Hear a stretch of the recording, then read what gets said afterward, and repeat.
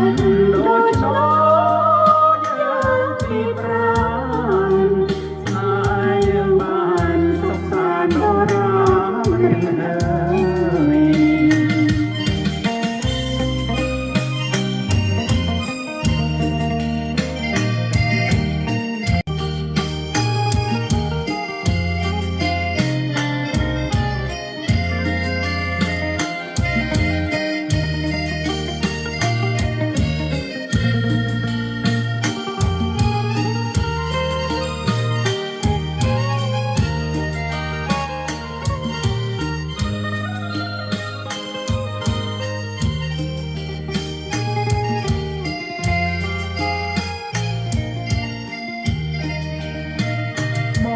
សុំសួរទៅតា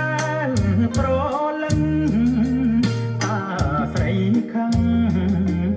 ដឹងបងដែរអ្វីមិនខ្វៃទេណាផងទីស្រីអូនមិនថាអ្វីប្រថ្លៃសុំសួរមកចុងបើតកខំឬឆ្កងយ៉ាងណាសូមមេត្តាកុំបីប្រកាន់តងមានការបីសួរមកចុងអើយតែប្រងអរំតាមប្របីនៃតើស្រអូននៅស្រែឬក្រុងរឹងពីនឹងពេញលក្ខណៈនារីខ្ញុំស្រីខ្មែរតែប្រៃតាសងទី